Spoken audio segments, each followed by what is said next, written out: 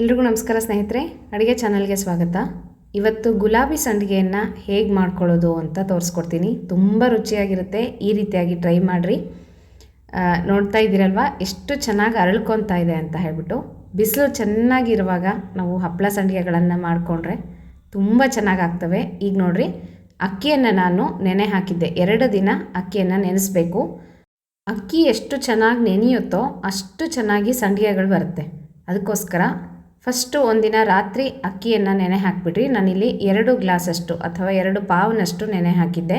ಅಕ್ಕಿಯನ್ನು ಚೆನ್ನಾಗಿ ತೊಳೆದ್ಬಿಟ್ಟು ಅದಕ್ಕೆ ಮುಳುಗುವಷ್ಟು ನೀರನ್ನು ಹಾಕಿ ರಾತ್ರಿ ಬಿಟ್ಬಿಡಬೇಕು. ನೀವು ಸ್ಟೋರ್ ಅಕ್ಕಿ, ರೇಷನ್ ಅಕ್ಕಿನಾದರೂ ತೊಗೋಬೋದು ಅಥವಾ ಮಾಮೂಲಿ ಸೋನಾ ಮಸೂರಿನಾದರೂ ತೊಗೋಬೋದು, ಯಾವುದಾದ್ರೂ ಪರವಾಗಿಲ್ಲ. ಸ್ವಲ್ಪ ರೇಷನ್ ಅಕ್ಕಿ ಆದರೆ ತುಂಬ ಚೆನ್ನಾಗಿ ಬರುತ್ತೆ ಸಂಡಿಗೆಗಳು ಅಂತ ನಾನು ರೇಷನ್ ಅಕ್ಕಿನೇ ಹಾಕಿದ್ದೀನಿ. 2 ಲೋಟದಷ್ಟು ರಾತ್ರಿ ನೆನೆ ಹಾಕಿ ಬಿಟ್ಬಿಡಬೇಕು. ಬೆಳಗ್ಗೆ ಆ ನೀರನ್ನು ತೆಗೆದುಬಿಡಬೇಕು.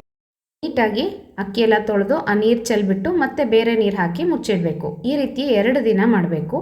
2ನೇ ದಿನ ರಾತ್ರಿ ಅಂದರೆ ಬೆಳಗ್ಗೆ ಸಾಯಂಕಾಲ ನೀರು ತೆಗಿತಾ ಇರಬೇಕು. 2ನೇ ದಿನ ರಾತ್ರಿ ಅಕ್ಕಿಯನ್ನು ರುಬ್ಕೋಬೇಕು. ರುಬ್ಬಿ ಹಿಟ್ಟು ಮಾಡಿ ಇಟ್ಕೋಬೇಕು. ಬೇಕು ಅಂದರೆ 3ನೇ ದಿನ ಬೆಳಗ್ಗೆ ನೀವು ರುಬ್ಕೋಬೋದು. ನಾನು ರಾತ್ರಿನೇ ರುಬ್ಬಿ ಇಟ್ಟಿದ್ದೆ, ಯಾಕಂದರೆ ಒಂಚೂರು ಹುಳಿ ಬರುತ್ತೆ, ತುಂಬ ಚೆನ್ನಾಗಿರುತ್ತೆ ಸಂಡಿಗೆಗಳು ಅಂತ. ಈಗ ನೋಡಿರಿ, 2 ಲೋಟ ಅಕ್ಕಿ ತೊಗೊಂಡಿದ್ದೆ, ಅದಕ್ಕೆ 2 ಲೋಟದಷ್ಟು ನೀರನ್ನು ಹಾಕ್ತಾಯಿದ್ದೀನಿ. ಇದು ರುಬ್ಲಿಕ್ಕೆ ಹಾಕ್ಕೊತಾ ಇರೋದು. ಕರೆಕ್ಟು ಮೆಜರ್ಮೆಂಟ್ ನೋಡ್ಕೊಳ್ರಿ, ಇದೇ ರೀತಿಯಾಗಿ ಮಾಡ್ಕೊಳ್ರಿ. ನಾನು 2 ಲೋಟದಷ್ಟು ಅಕ್ಕಿಗೆ ತೋರಿಸ್ತಾ ಇದ್ದೀನಿ. 2 ಲೋಟಕ್ಕೆ 2 ಲೋಟದಷ್ಟು ನೀರನ್ನು ಹಾಕಿ ಇದನ್ನು ರುಬ್ಕೋಬೇಕು. ನುಣ್ಣಗೆ ದೋಸೆ ಹಿಟ್ಟಿನ ಹಾಗೆ ತುಂಬ ನೈಸಾಗಿ ರುಬ್ಬಬೇಕು. ಅಕ್ಕಿ ತರಿ ಎಲ್ಲ ಇರಬಾರ್ದು. ಹಾಗೆ ಈ 2 ಲೋಟ ನೀರಿನಲ್ಲೇ ನಾವು ಹಿಟ್ಟನ್ನು ಮಾಡ್ಕೋಬೇಕು. ನೋಡಿರಿ, ಈ ರೀತಿಯಾಗಿ ನೈಸಾಗಿ ಹಿಟ್ಟನ್ನು ರುಬ್ಕೊಂಡು ತೆಕ್ಕೊತಾ ಇದ್ದೀನಿ. ರಾತ್ರಿ ರುಬ್ಬಿ ಇಟ್ಟರೆ ತುಂಬ ಚೆನ್ನಾಗಾಗುತ್ತೆ ಸಂಡಿಗೆಗಳು, ಮತ್ತು ಸ್ವಲ್ಪ ಹುಳಿ ಬರುತ್ತಲ್ಲ, ತುಂಬ ರುಚಿ ಇರುತ್ತೆ ತಿನ್ನಲಿಕ್ಕೂ ಸಹ.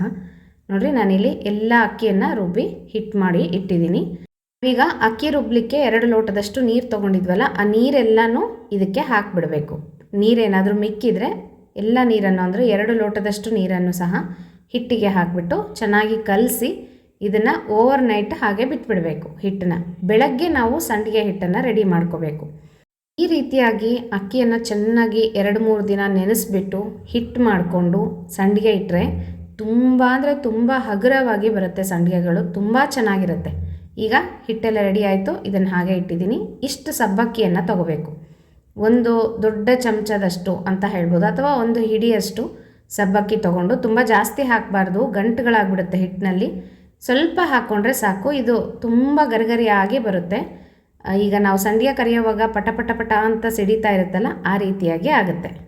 ತುಂಬ ಚೆನ್ನಾಗಿ ಬರುತ್ತೆ, ಬೆಳ್ಳಗೆ ಬರುತ್ತೆ ಸಬ್ಬಕ್ಕಿ ಹಾಕಿದ್ರೆ. ಇಷ್ಟು ಸಬ್ಬಕ್ಕಿಯನ್ನು ನಾನು ಇಲ್ಲಿ ರಾತ್ರಿ ನೆನೆ ಹಾಕ್ತಾ ಇದ್ದೀನಿ. ನಂತರ ಬೆಳಗ್ಗೆ ಈ ಸಬ್ಬಕ್ಕಿಯನ್ನು ರುಬ್ಕೋಬೇಕು. ಸಣ್ಣದಾಗಿ ನೈಸಾಗಿ ಪೇಸ್ಟ್ ಆಗಬೇಕು. ಈ ರೀತಿ ಚೆನ್ನಾಗಿ ನೆಂದಿರಬೇಕು ಸಬ್ಬಕ್ಕಿ. ಇದನ್ನು ನೀರು ಸಮೇತವಾಗಿ ಮಿಕ್ಸಿಗೆ ಹಾಕ್ಕೊಂಡು ತುಂಬ ನುಣ್ಣಗೆ ಪೇಸ್ಟ್ ಮಾಡ್ಕೋಬೇಕು. ನಾವು ಮರ್ತು ಹೋಗಿಬಿಟ್ವಿ ಒಂದೊಂದು ಸಲ ಸಬ್ಬಕ್ಕಿ ನೆನೆ ಹಾಕೋದು ಅಂತಂದರೆ, ಬೆಳಗ್ಗೆ ಸಬ್ಬಕ್ಕಿಯನ್ನು ಮಿಕ್ಸಿಗೆ ಹಾಕಿ ನೈಸಾಗಿ ಪೌಡರ್ ಮಾಡಿಕೊಂಡು ಆ ಪೌಡರನ್ನು ಸಹ ನೀರಲ್ಲಿ ನೆನೆಸ್ಕೊಂಡು ಹಾಕ್ಕೋಬೋದು. ಈಗ ಸಂಡಿಗೆ ಮಾಡಲಿಕ್ಕೆ ಮಾರನೇ ದಿವಸ ಬೆಳಗ್ಗೆ ನೀರು ಅಳತೆ ಮಾಡ್ಕೊತಾ ಇದ್ದೀನಿ. ನೋಡಿರಿ, ಎಷ್ಟು ನೀರನ್ನು ಹಾಕ್ತೀನಿ ಅಂತ ನಿಮಗೆ ತೋರಿಸ್ತಾ ಇದ್ದೀನಿ. 2 ಲೋಟ ಅಕ್ಕಿಗೆ ಇಲ್ಲಿ 2 ಗ್ಲಾಸ್ ಆಯಿತು. 3 ನಾವು ಅಕ್ಕಿ ರುಬ್ಬಲಿಕ್ಕೆ 2 ಗ್ಲಾಸ್ ನೀರನ್ನು ಹಾಕ್ಕೊಂಡಿದ್ವಿ. ಇಲ್ಲಿ ಕಾಯಲಿಕ್ಕೆ ನಾನು 3.5 ಗ್ಲಾಸಷ್ಟು ನೀರನ್ನು ಇಟ್ಕೊಂಡಿದ್ದೀನಿ. ನೀವು 4 ಗ್ಲಾಸಷ್ಟು ನೀರನ್ನು ಇಟ್ಕೊಂಡ್ರು ಒಳ್ಳೆಯದು. ಸ್ವಲ್ಪ ರೇಷನ್ ಅಕ್ಕಿ ಅಂದರೆ ಜಾಸ್ತಿ ನೀರು ಹಿಡಿಯುತ್ತೆ, ಅಥವಾ ಹಳೆ ಅಕ್ಕಿ ಸೋನಾ ಮಸೂರಿ ಆದರೂ ಸಹ ಜಾಸ್ತಿ ನೀರು ಹಿಡಿಯುತ್ತೆ. ಹಾಗಾಗಿ 6-7 ಲೋಟದಷ್ಟು ನೀರನ್ನು ಇಟ್ಕೊಂಡ್ರೆ ಸಾಕಾಗುತ್ತೆ. ಅಂದರೆ ಅಕ್ಕಿ ರುಬ್ಬಲಿಕ್ಕೆ ಸೇರಿಸ್ಬಿಟ್ಟು. ಈಗ ನಾನಿಲ್ಲಿ 4 ಗ್ಲಾಸಷ್ಟು ನೀರನ್ನು ತೊಗೊಂಡಿದ್ದೀನಿ. ರುಬ್ಬಲಿಕ್ಕೆ 2 ಗ್ಲಾಸ್ ಹಾಕ್ಕೊಂಡಿದ್ದೀನಿ. ಒಟ್ಟು 2 ಲೋಟ ಅಕ್ಕಿಗೆ 6 ಗ್ಲಾಸಷ್ಟು ನೀರನ್ನು ಹಾಕಿದ್ದೀನಿ. ಒಂದಕ್ಕೆ 3 ಲೆಕ್ಕ, 3-3.5 ಹಾಕ್ಕೊಳ್ರಿ. ತುಂಬ ಚೆನ್ನಾಗಿ ಬರುತ್ತೆ ಗುಲಾಬಿ ಸಂಡಿಗೆಗೆ. ಒತ್ತು ಶಾವಿಗೆಗೆ ಮಾತ್ರ ಸ್ವಲ್ಪ ನೀರು ಕಡಿಮೆ ಇಟ್ಕೋಬೇಕು, ಗುಲಾಬಿ ಸಂಡಿಗೆಗೆ ನೀರು ಜಾಸ್ತಿ ಇಟ್ಕೋಬೇಕು. ಈಗ ನೀರಿಗೆ ಉಪ್ಪು ಮತ್ತು ಸ್ವಲ್ಪ ಎಣ್ಣೆ ಹಾಕ್ಕೊಂಡು ಇಂಗು ಧಾರಾಳವಾಗಿ ಹಾಕಬೇಕು. ಚೆನ್ನಾಗಿರುತ್ತೆ, ಘಮ ಅಂತ ಇರುತ್ತೆ ಸಂಡಿಗೆ. ಇಂಗು, ಸ್ವಲ್ಪ ಎಣ್ಣೆ, 1 ಚಮಚದಷ್ಟು ಎಣ್ಣೆ ಮತ್ತು ಉಪ್ಪು ಹಾಕಿ ನೀರು ಚೆನ್ನಾಗಿ ಮರಳುವಾಗ ಈ ರೀತಿಯಾಗಿ ನೋಡಿರಿ, ಒಬ್ಬರು ಹಿಟ್ಟು ಹಾಕಬೇಕು, ಒಬ್ಬರು ತಿರುಗಿಸ್ತಾ ಇರಬೇಕು. ಈ ಮುದ್ದೆ ಕೋಲು ಆ ಥರ ಇರುತ್ತಲ್ಲ, ಲಟ್ಟಣಿಗೆ ಯಾವುದಾದ್ರೂ ಆದರೂ ಪರವಾಗಿಲ್ಲ. ಅದರಿಂದ ಹೀಗೆ ಒಬ್ಬರು ತಿರುಗಿಸ್ತಾ ಇರಬೇಕು, ಒಬ್ಬರು ಹಿಟ್ಟನ್ನು ನಿಧಾನವಾಗಿ ಹಾಕ್ತಾ ಇರಬೇಕು. ಸಿಮ್ಮಲ್ಲಿ ಇಟ್ಕೋಬೇಕು. ಸ್ಟವ್ ತುಂಬ ಜೋರಾಗಿ ಉರಿ ಇಟ್ಕೊಂಡ್ರೆ ಗಂಟುಗಳಾಗ್ಬಿಡುತ್ತೆ. ನೀಟಾಗಿ ಹೀಗೆ ತಿರುಗಿಸ್ತಾ ಇದ್ದರೆ ಅದು ನೀಟಾಗಿ ಹೊಂದ್ಕೊಳ್ಳುತ್ತೆ, ಗಂಟಾಗೋದಿಲ್ಲ. ಹೀಗೆ ತಿರುಗಿಸ್ತಾ ಇರೋವಾಗ ನಾವು ಸಬ್ಬಕ್ಕಿ ರುಬ್ಕೊಂಡಿದ್ವಲ್ಲ, ಆ ಸಬ್ಬಕ್ಕಿ ರುಬ್ಬಿರೋದು ಸಹ ಇದಕ್ಕೆ ಹಾಕ್ಕೋಬೇಕು. ನಿಮಗೆ ಮುಂದೆ ತೋರಿಸ್ತೀನಿ ನಾನು. ಇನ್ನು ಸ್ವಲ್ಪ ಗಟ್ಟಿ ಆಗಬೇಕಿದು. ಈಗ ಕುದೀತಾ ಗಟ್ಟಿ ಆಗ್ತಾ ಬರುತ್ತೆ. ಆವಾಗ ನಮಗೆ ಸ್ವಲ್ಪ ಗಂಟುಗಳಾಗುತ್ತೇನೋ ಅಂತ ಭಯ ಆಗುತ್ತೆ. ಗಂಟು ಆದರೂ ಸಹ ನಾವು ಮುದ್ದೆ ತಿರುಗಿಸೋವಾಗ ಹೇಗಾಗುತ್ತೆ, ಕೊನೆಗೆ ಆ ಗಂಟುಗಳೆಲ್ಲ ಹೋಗ್ಬಿಡುತ್ತೆ, ತುಂಬ ಚೆನ್ನಾಗಾಗುತ್ತೆ. ಸ್ವಲ್ಪ ಫಸ್ಟಿಗೆ ಗಂಟು ಅಂತ ಅನಿಸುತ್ತೆ, ಯಾಕಂದರೆ ಅದು ಕುದೀತಾ ಗಟ್ಟಿ ಆಗ್ತಾ ಬರುತ್ತಲ್ಲ, ಅದಕ್ಕೋಸ್ಕರ. ಸೇಮ್ ಇದೇ ಥರನೇ ಒತ್ತು ಶಾವಿಗೆನೂ ಮಾಡ್ಕೊಳ್ಳೋದು ಸ್ನೇಹಿತರೆ. ಅಕ್ಕಿಯನ್ನು ನೆನೆ ಹಾಕೋದು 2 ದಿನ, ಮತ್ತು ಅದನ್ನು ರುಬ್ಬಿ ಇಟ್ಕೊಳ್ಳೋದು. ಆಮೇಲೆ ಅದಕ್ಕೆ ನೀರು ಸ್ವಲ್ಪ ಕಡಿಮೆ ಇಟ್ಕೋಬೇಕು. ಈಗ ನೋಡಿರಿ, ಸಬ್ಬಕ್ಕಿ ರುಬ್ಬಿರೋದು ಹಾಕ್ತಾಯಿದ್ದೀವಿ. ಚೆನ್ನಾಗಿ ಈ ರೀತಿಯಾಗಿ ಕೈ ಆಡಿಸ್ತಾ ಇರಬೇಕು. ತಳ ಹತ್ತಿಬಿಡುತ್ತೆ. ದಪ್ಪ ತಳದ ಪಾತ್ರೆಯನ್ನು ಇಟ್ಕೊಂಡು ನಿಧಾನಕ್ಕೆ ನೀವು ಈ ರೀತಿಯಾಗಿ ಮಾಡ್ತಾ ಇದ್ದರೆ ತಿರುಗಿಸ್ತಾನೇ ಇರಬೇಕು, ಕೈ ಬಿಡಬಾರ್ದು. ನೋಡಿರಿ ಎಷ್ಟು ಗಟ್ಟಿ ಆಯಿತು ಅಂತ. ಇಷ್ಟು ಗಟ್ಟಿ ಆಗುತ್ತೆ. ಚೆನ್ನಾಗಿ ಹೀಗೆ ತಿರುಗಿಸ್ತಾ ಇದ್ದರೆ ಮುದ್ದೆ ಥರ ಅದು ಗಂಟುಗಳೇನಾದರೂ ಇದ್ದರೂ ಸಹ ಹೋಗಿಬಿಡುತ್ತೆ. ನೋಡಿರಿ, ಹೀಗೆ ಕೋಲ್ ಹೀಗೆ ಮಾಡಿದ್ರೆ ನೀಟಾಗಿ ಮುಳ್ಳು ಥರ ಬರಬೇಕು ನಮಗೆ. ಆವಾಗ ನಮಗೆ ಗುಲಾಬಿ ಸಂಡಿಗೆಗೆ ಹಿಟ್ಟು ಕರೆಕ್ಟಾಗಿ ಪರ್ಫೆಕ್ಟಾಗಿ ರೆಡಿಯಾಗಿದೆ ಅಂತ ಅರ್ಥ. ನೋಡಿರಿ, ಇದ್ರೆ ಹಿಟ್ಟು ಮಾತ್ರ ಚೆನ್ನಾಗಿ ಮಾಡ್ಕೋಬೇಕು, ಆಗಲೇ ಸಂಡಿಗೆಗಳು ತುಂಬ ಚೆನ್ನಾಗಿ ಬರುತ್ತೆ.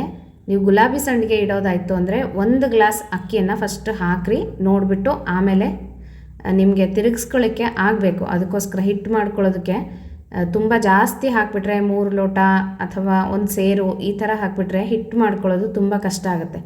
ಹಾಗಾಗಿ 1 ಗ್ಲಾಸು 2 ಗ್ಲಾಸ್ ಸ್ವಲ್ಪ ಇಟ್ಕೊಂಡು ನೋಡಿರಿ ಹೆಂಗೆ ಬರುತ್ತೆ ಅಂತ ಹೇಳಿಬಿಟ್ಟು. ಗುಲಾಬಿ ಸಂಡಿಗೆ ಇಡೋರಾಯಿತು ಅಂತಂದರೆ 1ಕ್ಕೆ 3.5-4 ಗ್ಲಾಸಷ್ಟು ನೀರನ್ನು ಹಾಕಿರಿ, ತುಂಬ ಚೆನ್ನಾಗಿ ಬರುತ್ತೆ. ಒತ್ತು ಶಾವಿಗೆ ಇಟ್ಕೋಬೇಕು ಅಂದರೆ ನೀವು 1ಕ್ಕೆ 3, 2.5-3 ಹಾಕಿದ್ರೆ ಸಾಕಾಗುತ್ತೆ. ಒತ್ತು ಶಾವಿಗೆ ಮಾಡೋದು ಸಹ ನಿಮಗೆ ತೋರಿಸ್ಕೊಡ್ತೀನಿ. ಈಗ ನೋಡಿರಿ, ಹಿಟ್ಟು ಸ್ವಲ್ಪ ಬಿಸಿ ಇರೋವಾಗಲೇ ನಾವು ಸಂಡಿಗೆಗಳನ್ನು ಇಟ್ಕೊಂಡ್ಬಿಡಬೇಕು. ಸ್ವಲ್ಪ ಬೆಚ್ಚಗಿರಬೇಕು ಕೈಗೆ. ಹಾಗೆ ಈ ರೀತಿಯಾಗಿ ಸ್ವಲ್ಪ ಹಿಟ್ಟನ್ನು ತಗೊಳ್ಳೋದು, ಹೀಗೆ ಮೇಲೆ ಚೂಪಾಗಿ ಮಾಡಬೇಕು. ಚೆನ್ನಾಗಿ ಬಿಸಿಲು ಬಂದ ಮೇಲೆ ನೋಡಿರಿ ನೀವು, ಅದು ಎಷ್ಟು ಚೆನ್ನಾಗಿ ಗುಲಾಬಿ ಥರ ಪೆಟಲ್ಸ್ ಎಲ್ಲ ಬಿಟ್ಕೊಂಡು ಬರುತ್ತೆ. ನೀವು ಎಣ್ಣೆಯಲ್ಲಿ ಕರೆದಾಗಂತೂ ಎಷ್ಟು ಚೆನ್ನಾಗಾಗುತ್ತೆ ಅಂದರೆ ತುಂಬ ಚೆನ್ನಾಗಿರುತ್ತೆ. ಇದನ್ನು ಕಲರಾಗೂ ಇಡ್ತಾರೆ, ಗುಲಾಬಿ ಕಲರಲ್ಲಿ, ಗ್ರೀನ್ ಕಲರಲ್ಲಿ. ಮತ್ತು ಯಾವುದಾದ್ರೂ ಫಂಕ್ಷನ್ಗಳಿದ್ದಾಗ, ಮುಂಜುವಿಗಳು ಆ ಥರ ಇದ್ದಾಗ ಕಲರ್ಸಲ್ಲೂ ಸಹ ಮಾಡ್ತಾರೆ. ಅದು ಫುಡ್ ಕಲರ್ಸ್ ಅಷ್ಟು ಒಳ್ಳೆಯದಲ್ಲ, ನಾನು ಹಾಗಾಗಿ ಯಾವ ಕಲರ್ಸ್ನೂ ಹಾಕಿಲ್ಲ ಇಲ್ಲಿ. ನೋಡಿರಿ, ಈ ರೀತಿಯಾಗಿ ಎಲ್ಲ ಸಂಡಿಗೆಗಳನ್ನು ಇಟ್ಕೊಂಡ್ಬಿಡೋದು. ಬಿಸಿಲು ಚೆನ್ನಾಗಿರಬೇಕು ಇದಕ್ಕೆ ಮಾತ್ರ, ಯಾಕಂದರೆ ಒಳಗಡೆ ಎಲ್ಲ ತುಂಬ ಚೆನ್ನಾಗಿ ಒಣಗಬೇಕು ಸಂಡಿಗೆ. ಆಗಲೇ ಎಷ್ಟು 1 ವರ್ಷ ಅಲ್ಲ 2-3 ವರ್ಷ ಇಟ್ಟರೂ ಸಂಡಿಗೆಗಳು ಹಾಳಾಗೋದಿಲ್ಲ.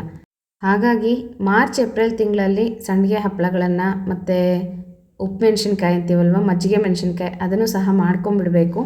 ಅದನ್ನು ಮಾಡಿದ್ದೀನಿ, ನಾನು ನಿಮಗೆ ನೆಕ್ಸ್ಟ್ ವಿಡಿಯೋದಲ್ಲಿ ತೋರಿಸ್ತೀನಂತೆ ಮಜ್ಜಿಗೆ ಮೆಣಸಿನ್ಕಾಯಿ ಹೇಗೆ ಮಾಡ್ಕೊಳ್ಳೋದು ಅಂತ. ಬಾಳ್ಕದ ಮೆಣಸಿನ್ಕಾಯಿ ಅಂತಾರೆ ತುಂಬ ಜನ, ಮಜ್ಜಿಗೆ ಮೆಣಸಿನ್ಕಾಯಿ ಅಂತಾರೆ, ಮತ್ತು ಕೆಲವರೆಲ್ಲ ಮೆಂತ್ಯ ಮೆಣಸಿನ್ಕಾಯಿ ಅಂತಲೂ ಅಂತಾರೆ. ನೋಡಿರಿ, ಎಲ್ಲ ಸಂಡಿಗೆಗಳು ಇಟ್ಟಾಯಿತು.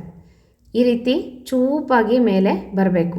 ತುಂಬ ಚೆನ್ನಾಗಿ ಅದು ಎಷ್ಟು ಚೆನ್ನಾಗಿ ಪೆಟಲ್ಸ್ ಬಿಟ್ಕೊಳ್ಳುತ್ತೆ ನೋಡಿಸ್ತೀನಿ ನಿಮಗೆ. ಈಗ ನೋಡಿರಿ, 2-3 ದಿನ ಚೆನ್ನಾಗಿ ಒಣಗಿಸಾಯಿತು. ಈ ರೀತಿಯೇ ಆಗುತ್ತೆ.